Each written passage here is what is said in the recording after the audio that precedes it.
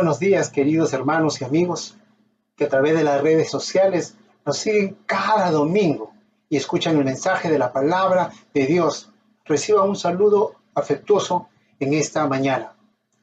En el libro de Santiago leemos: ¿de dónde vienen las guerras y las peleas entre ustedes? ¿Acaso no vienen de sus pasiones, las cuales luchan dentro de ustedes mismos?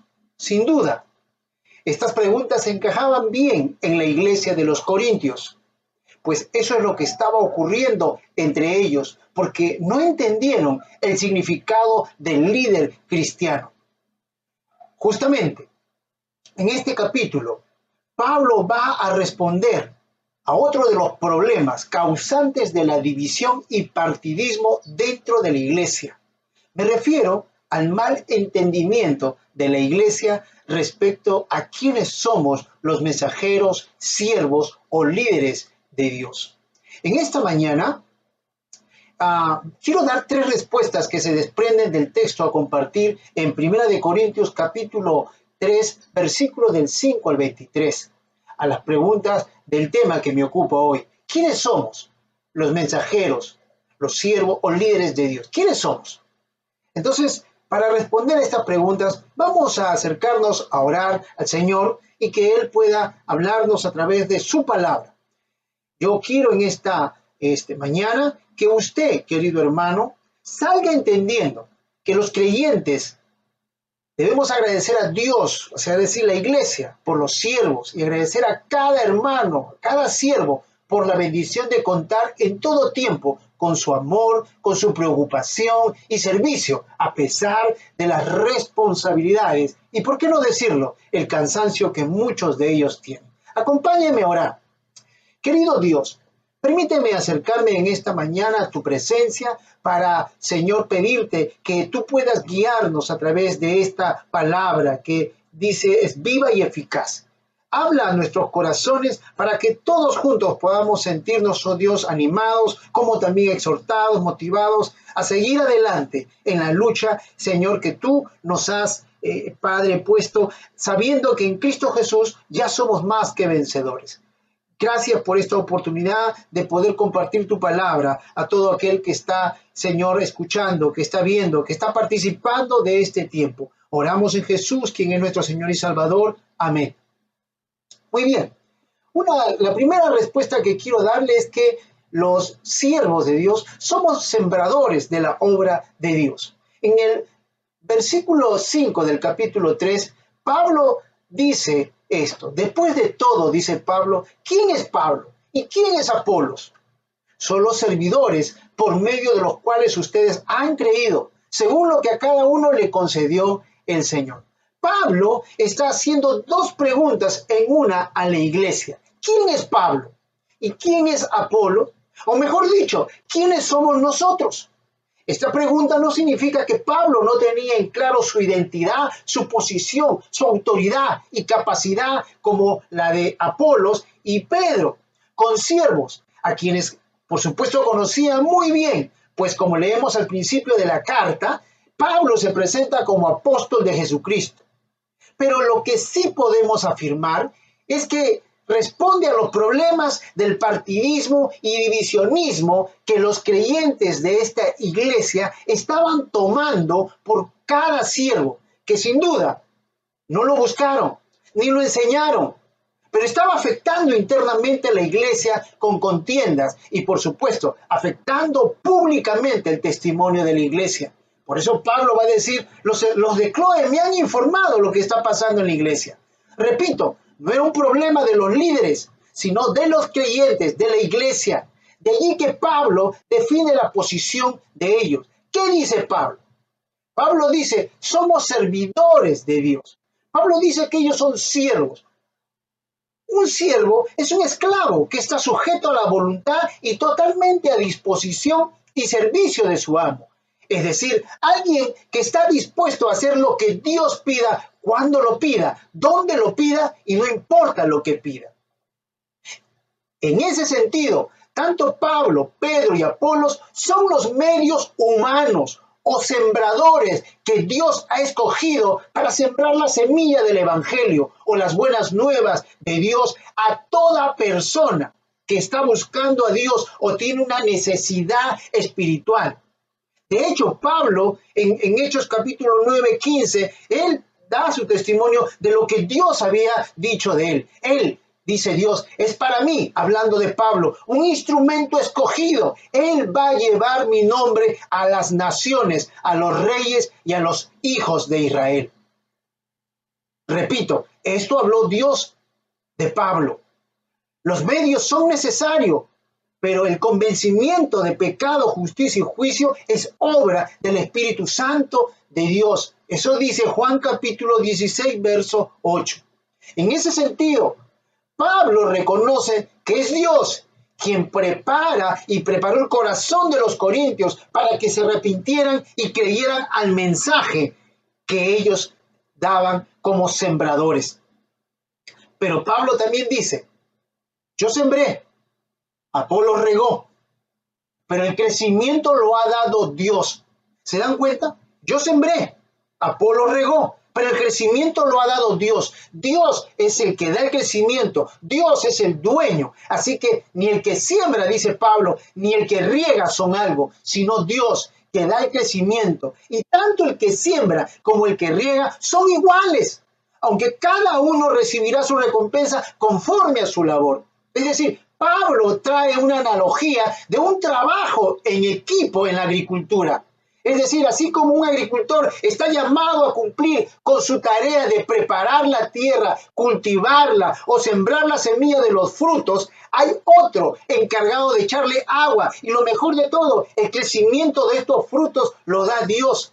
Se puede afirmar que formar y trabajar en equipo en la iglesia es bueno y fructífero, siempre y cuando cada uno cumpla con su tarea o responsabilidad, pues todos los componentes son necesarios e importantes, pero el que sí realmente es la persona más importante es Dios, quien conoce el corazón y da crecimiento espiritual al creyente a través del Espíritu Santo, a través de su palabra, quien da dones y, por supuesto, algo muy importante. Si no cumplimos con nuestra tarea o responsabilidad ministerial, si cumplimos con nuestra tarea o responsabilidad ministerial, la promesa condicionante es que cada uno de los siervos recibirá su recompensa conforme a su labor desarrollada. En una iglesia como la nuestra, queridos hermanos, tenemos siervos de diferentes edades, con diferentes dones y talento. Dios ha puesto a los creyentes en diferentes ministerios, los adolescentes, los jóvenes, los varones, las mujeres, los matrimonios, el adulto mayor, la educación cristiana, la escuela dominical, la administración, los ujieres, la música, el servicio de redes sociales, el servicio de culto, etc. Para que cada creyente como siervo de Dios cumpla con su responsabilidad ministerial y lo haga con excelencia. Es verdad, es una bendición contar con cada uno de ellos. Hay textos que hablan acerca de cómo debe procurar presentarse un obrero delante de Dios. En 2 de Timoteo 2:15, que es importante que usted lo pueda leer en casa. Sin embargo, muchas veces no sucede así. No todos quieren comprometerse en asumir responsabilidades. Algunos lo asumen y no las cumplen. La dejan a la mitad y cuando nos toca intervenir, se escucha una queja, se escucha una molestia y preguntan, ¿por qué el pastor o el líder no me permite avanzar con lo que me encargó? ¿O por qué el pastor o el líder no me da la oportunidad de liderar, de dirigir una tarea o un grupo? ¿Por qué? Puede que no hayas sido responsable cuando se te encargó esta tarea o cuando se te encargó llevar al grupo.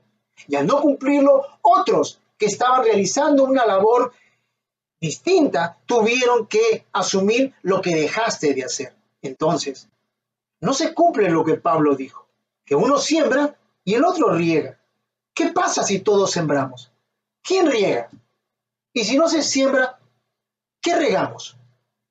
Es verdad, que Dios es el dueño del campo y quien da el crecimiento. Pero somos los siervos, los llamados a cumplir con la tarea que Él nos ha encomendado. Y lo maravilloso es que recibiremos la recompensa de parte de Dios, conforme, dice el texto, a su labor desarrollada. Pablo lo reitera en el versículo 9, la razón, porque nosotros somos colaboradores de Dios. Y ustedes, iglesia, son el campo de cultivo de Dios, son el edificio de Dios. Entonces, ¿quiénes son los siervos de Dios? Simplemente somos nosotros sembradores en la obra de Dios. Primera respuesta. La segunda es que somos constructores de la obra de Dios. Del versículo 10 al 17. Pablo terminó el verso anterior señalando que la iglesia es edificio de Dios. Pablo dice que es un perito arquitecto. Un perito arquitecto es un profesional que conoce cómo hacer un edificio con estructuras muy sólidas, resistente a cualquier desastre natural. Ahora bien, Pablo dice que cumple esta función de perito o perito arquitecto no por mérito propio o capacidad profesional, sino por la gracia de Dios, lo que implica que el plano de construcción de la iglesia es de Dios. Pablo dice, puso el fundamento en la iglesia. Pablo, a través del evangelio de la gracia que recibió, compartió con los corintios para que ellos también experimentaran la gracia de Dios en sus vidas. La pregunta es, ¿cuál es el fundamento que Pablo ha puesto en la iglesia? El fundamento o cimiento de la iglesia es Jesucristo. Usted puede leerlo en Efesios 2, 19 al 22 y Mateo 16, 18. Pero son los otros siervos quienes construyen o edifican encima del fundamento. Y al hacerlo, deben tener cuidado de cómo sobreedificar. ¿Por qué? Versículo 11 dice, porque nadie puede poner otro fundamento que el que está puesto, el cual es Jesucristo. Una advertencia muy seria. Nadie o ningún otro siervo puede poner otro fundamento. Pablo mismo se cuenta dentro de este nadie. Usted lo puede leer en Gálatas 1, 7 al 10, donde Pablo dice, si un ángel o yo compartiera otro evangelio, sea anatema. ¿Cuáles entonces pueden ser esos fundamentos fofos? Y eso es importante entenderlo, poner tu fe o confianza en tu líder, que puede encantar tus oídos. Puedes poner también tu confianza en una doctrina o enseñanza incorrecta de los falsos maestros, o en los conceptos morales, o en la religiosidad, o en el legalismo, o en el activismo. Por eso, en el versículo 12, Pablo es claro, y si alguno sobreedifica o construye el edificio sobre el fundamento correcto, con materiales como el oro, plata, piedras preciosas, madera, heno y hojarasca, su obra podrá verse, dice, claramente el día la pondrá al descubierto y la obra de cada uno, sea la que sea, será revelada y probada por el fuego. Pablo puso el fundamento en la vida de los creyentes o en la vida de la iglesia y otros siervos, pastores o maestros son quienes van a continuar con la sobreedificación o construcción. Los materiales a usar para la construcción deben ser materiales fuertes, duraderos, que hayan pasado un buen control de calidad. Esta sobreedificación o construcción en la vida del creyente debe ser como una doctrina sana, una teología sana, una ética bíblica sana, una pastoral bíblica sana, y debe hacerse de esta manera porque nuestra fe es integral, es decir, se aplica a todos los aspectos de nuestras vidas donde nos desenvolvemos como familia, en la comunidad, en el trabajo, en la iglesia, en la universidad, en el colegio. Y sin duda, nuestra fe o confianza en Dios va a ser probada en todo momento y en todas las áreas de nuestras vidas. Es por eso que necesitamos considerar esa sobreedificación con buenos materiales, con buenas enseñanzas. Pero además, versículo 14 y 15 dice, si lo que alguno sobreedificó permanece, ese recibirá recompensa. Si lo que alguno sobreedificó se quema, ese sufrirá una pérdida, si bien él mismo se salvará, aunque como quien escapa del fuego. Es decir, si hiciste una buena sobreedificación, vas a pasar la prueba, permanecerás firme y recibirás recompensa. Pablo no dice qué recompensa, pero me imagino el día que Dios me llame a su presencia y me diga, buen siervo fiel, entra al reino de Dios. Pero si no pasas la prueba, la obra dice se quemará y sufrirás pérdidas. Sin duda, el fuego es el símbolo que la Biblia menciona como el elemento que va a probar cuán fuerte o firme está la vida espiritual del creyente. Su fe, sin duda. Esta última parte no significa que Pablo está poniendo en duda la conversión de los siervos, ni tampoco está hablando del purgatorio. Pero sí quiere hacernos ver que el creyente también pasará por un juicio, pero no de condenación, sino de galardón. Hermanos, los líderes conmigo a la cabeza nos hemos preocupado porque ustedes reciban una buena o sana doctrina a través de las enseñanzas bíblicas, tanto en la escuela dominical, en la predicación de la palabra de Dios, talleres y congresos. Además, nos hemos preocupado porque lean toda la Biblia y hagan su devocional a través de su lectura. También nos hemos preocupado en darles enseñanzas prácticas de cómo vivir los principios bíblicos en un mundo tan hostil, en un mundo rebelde, en un mundo liberal, libertino y reaccionario a través de los ministerios afines. Es decir, hay temas para los adolescentes, para los jóvenes, para las mujeres, para los varones, para los matrimonios, para los adultos mayores. Nosotros creemos que la palabra de Dios tiene respuestas para cualquier situación que pueda enfrentar el Hijo de Dios. Estamos contentos, sí, por el deseo, por la disciplina y el ánimo que muchos de ustedes por querer aprender y crecer más en el conocimiento de la palabra de Dios. A la vez, queremos animar a quienes por diferentes razones no han crecido, no han madurado en su vida cristiana, a que se dediquen, a que se decidan, a participar activamente de los estudios bíblicos, de la oración y de los estudios de grupos afines. Pregúntate, ¿el fundamento de tu vida es Cristo? ¿De qué material ha sobreedificado tu vida? ¿Estás listo para ser probado? Si Dios probara tu fe, ¿crees que saldrías aprobado? ¿Crees que recibirás alguna recompensa de Dios? A veces, por la falta de disciplina, nos hemos acostumbrado como el colegio o la universidad a pasar con 10.5. ¿Quieres que tu vida cristiana sea igual? No creo. Entonces, no solamente somos esos siervos, sembradores, también somos siervos constructores. Somos esos siervos constructores de la obra de Dios, pero también somos el templo donde Dios se manifiesta. Del versículo 16 al 17, Pablo es directo para hablar del templo. ¿Quién mejor que un judío para hablar del templo? Ellos sabían por formación teológica de la importancia del templo, pues allí moraba o se manifestaba Dios. Y allí se hacían los ritos ceremoniales de sacrificio de animales. Sin embargo, en estos versos Pablo da un giro de 180 grados porque a través de una pregunta está afirmando que ahora el templo de Dios no es un imponente edificio construido con lujos y detalles, sino que ahora el templo somos nosotros.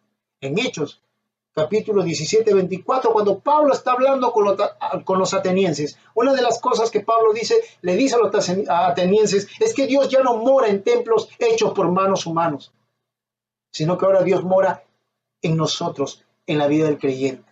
Es decir, Dios ya no mora ni se manifiesta en templos majestuosos construidos por la mano del hombre. Pues reitero, ahora Dios mora en la vida del creyente y lo mejor es que su presencia se manifiesta a través de nosotros. Recuerda, la iglesia es el templo de Dios. No es una denominación, sino todos los creyentes renacidos.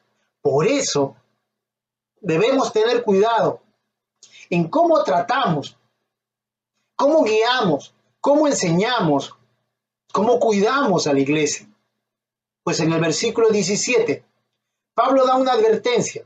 muy seria a tomar en cuenta. A quien quiera destruir el templo de Dios, si alguno destruye el templo de Dios, Dios lo destruirá, porque el templo de Dios es santo y los creyentes son el templo de Dios. Hay textos que uno puede reafirmar, como 2 Corintios 6, 14 y 16. Hermanos, los templos construidos por los hombres dejaron de ser el lugar donde Dios se manifestaba. Hoy solo son edificios, son propiedades o lugares turísticos. Ahora Dios habita en un nuevo templo que somos la iglesia, los creyentes. Dios se manifiesta a través de sus hijos, a través de la palabra, de la oración y la obra del Espíritu Santo. Por eso debemos cuidarlos, porque podemos destruirlos. ¿Y saben cómo? Haciendo partidismo, diciendo yo soy de tal o cual líder y causando divisiones. También con engaños, mentiras, malas doctrinas, falsas enseñanzas o con actitudes carnales como chismes, pleitos, contiendas, disensiones.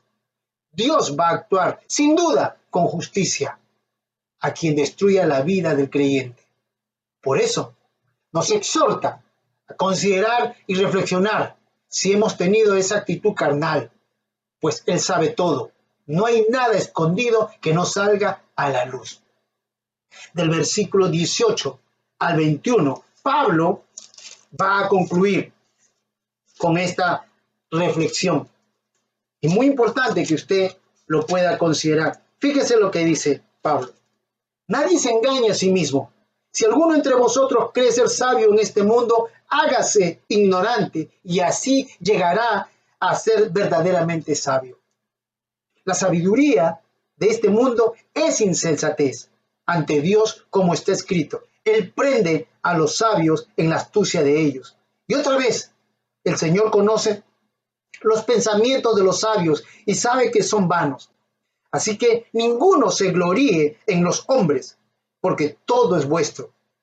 Sea Pablo, Apolos o Cefas, sea el mundo, la vida o la muerte, sea lo presente o lo porvenir, todo es vuestro, y vosotros sois de Cristo, y Cristo es de Dios.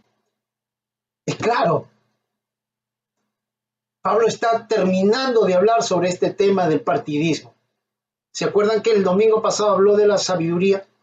Y Pablo está diciendo, ni la sabiduría humana.